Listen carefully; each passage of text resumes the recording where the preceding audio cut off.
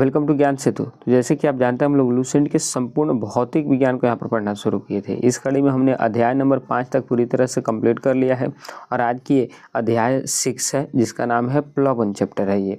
अच्छा, पिछले की अध्याय की हमने कोई क्वेश्चन नहीं करा है, तो मैंने अध्याय 5 और अध्याय 6 दोनों का क्वेश्चन मैं कल के लेक्चर में आपको यहाँ पर प्रोवाइड करा दूँगा। ठीक, तो हम चलिए शुरू करते हैं। टोटल लेक्चर की बात करते हैं, 16 नंबर की ये लेक्चर है। पिछले की 15 लेक्चर अगर आप लोगों ने मिस कर दिए हैं तो जाकर के चैनल के प्लेलिस्ट में देख सकते हैं, वहाँ पर पूरी अपडेट कर दी गई है। चलिए हम शुरू करते हैं अपने अध्याय 6 प्लवन चैप्टर को। हाँ जी, तो हम आ चुके अपने चैप्टर नंबर 6 की तरफ, प्लवन चैप्टर की तरफ। चलिए इसको शुरू करते हैं हम।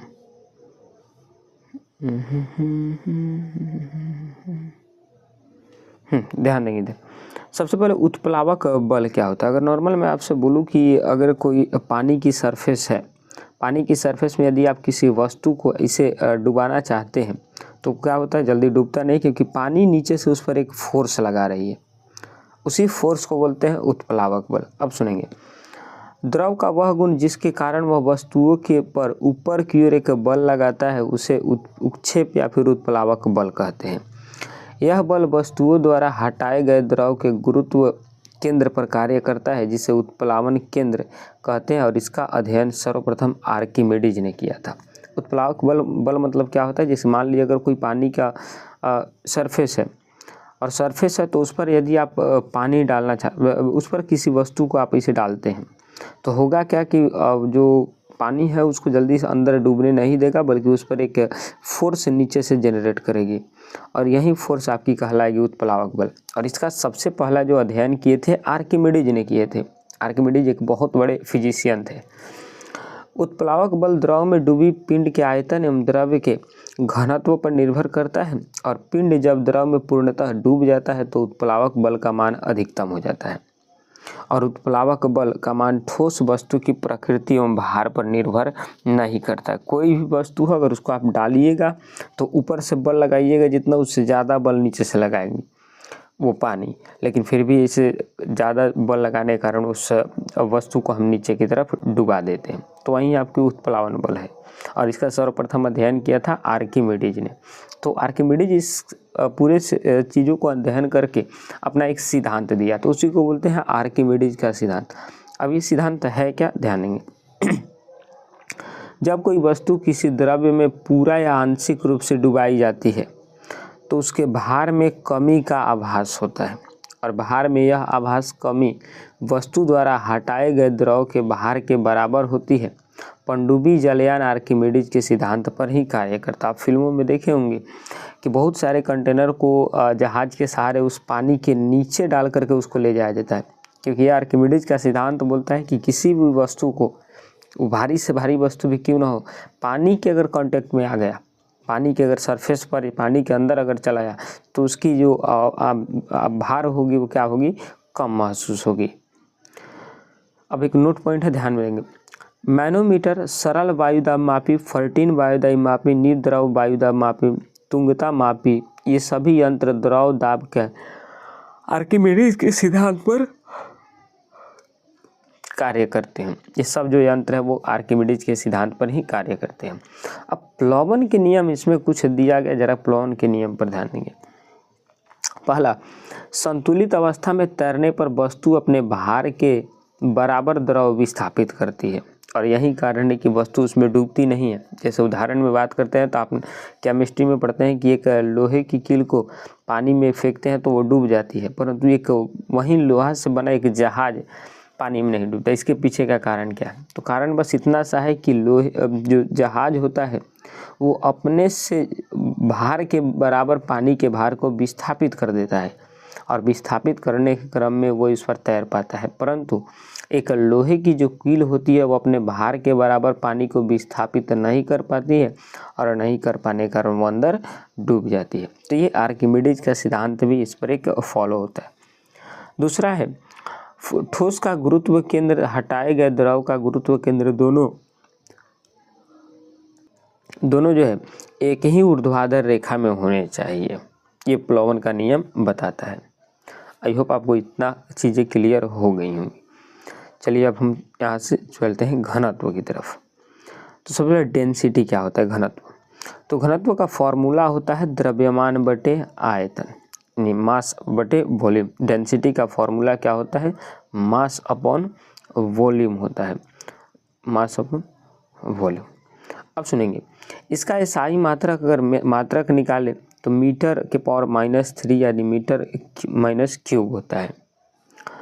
आपेक्षिक घनत्व की बात करते हैं विशिष्ट घनत्व की, तो आपेक्षिक घनत्व का फॉर्मूला होता है कि वस्तु का घनत्व बटे 4 डिग्री सेल्सियस पर पानी का घनत्व, ये आपकी आपेक्षिक घनत्व होगी।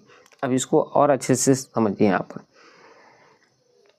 एक नोट पॉइंट है, जल का महत्तम घनत्व 4 डिग्री सेल्सियस या फिर 39.2 डिग्री फ़ारेनहाइट होती है। इसको आप इम्पोर्टेंट करके ही रखिएगा कि जल का महत्तम घनत्व मैक्सिमम डेंसिटी कितनी होती है, तो 4 डिग्री सेल्सियस या फिर 39.2 डिग्री फ़ारेनहाइट भी होता है। आपेक्षिक घनत्व एक अनुपात है, अतः इसका कोई मात्रक नहीं होता है। मात्रक की सभी प्रणाली में इसका मान समान होता है। घनत्व का मात्रक होता है मीटर माइनस क्यूब, यानी मीटर माइनस क्यूब होता है, परंतु इसका आपेक्षिक घनत्व का कोई जो होता है यूनिट नहीं होता है, यूनिटलेस क्वांटिटी है ये। और आपेक्षिक घनत्व को हाइड्रोमीटर से मापा जाता है। किस मीटर से? हाइड्रोमीटर से। सामान्य जल की अपेक्षा समुद्री जल का घनत्व अधिक होता है, क्योंकि उसमें आप जानते करते हैं कि उसमें सॉल्ट की मात्रा ज़्यादा है। अब सॉल्ट की मात्रा ज़्यादा है, इस वजह से उसका डेंसिटी क्या होता है? हाई होता है, इसलिए उसमें तैरना आसान होता है। परंतु यदि अशुद्ध जल हो, अशुद्ध दैट मीन्स कि यदि शुद्ध जल हो तो उसमें तैरना थोड़ा सा मुश्किल है कंपैरिजन में एक समुद्र के जल में। जब बर्फ़ समुद्र के पानी में तैरती है तो उसके आयतन का 1/10 भाग ही पानी के ऊपर रहता है। एक बहुत तो बड़ी सिल्ली उसके अंदर रहती है, यानी 10 भाग अगर उस पूरे हम बर्फ़ को करते, मात्र एक ही भाग ऊपर तैरते हुए दिखाई देती है। तो जो ग्लेशियर वाले इलाके में आपको बर्फ़ या फिर आइसलैंड में बर्फ़ जो तैरते हुए दिखाई देता है, तो दरअसल एक छोटा सा पार्ट ही दिखाई देता है, बल्कि बहुत ज़्यादा पार्ट नीचे रहता है उसमें। इसके बाद किसी बर्तन में बोल रहा है, किसी बर्तन में पानी भरा है और उस पर बर्फ़ तैर रही है। जब बर्फ़ पूरी तरह पिघल जाएगी तो पात्र में पानी का तल बढ़ता नहीं है, पहले के समान ही रहता है। और नमक के घोल का घनत्व अंडे के घनत्व से अधिक होता है, इसलिए नमक के घोल में अंडा तैरता है, ध्यान में रखेंगे। और यदि वो नहीं तैरे मतलब कि वो थोड़ा सा खराब हो चुका है।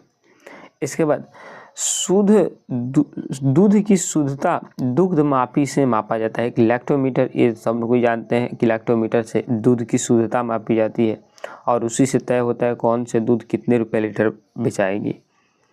इसके बाद मित केंद्र क्या होता है? तैरती हुई वस्तु द्वारा विस्थापित द्रव के गुरुत्व केंद्र को उत्प्लावन केंद्र कहते हैं। और उत्प्लावन केंद्र से जाने वाली ऊर्ध्व रेखा जिस बिंदु पर वस्तु के गुरुत्व केंद्र से जाने वाली प्रारंभिक ऊर्ध्व रेखा काटती है उसी को क्या बोलते हैं?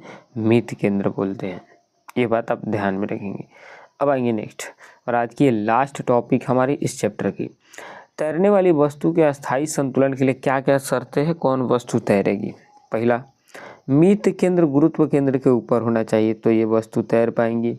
दूसरा, वस्तु का गुरुत्व केंद्र तथा हटाए गए द्रव के गुरुत्व केंद्र अर्थात उत्प्लावन केंद्र दोनों को एक ही ऊर्ध्वाधर रेखा में होना चाहिए। अगर ये दो कंडीशन कोई वस्तु फुलफिल करती है दैट मीन्स कि वो तैर सकती है। तो आई होप आपको ये चीज़ें क्लियर हो गई।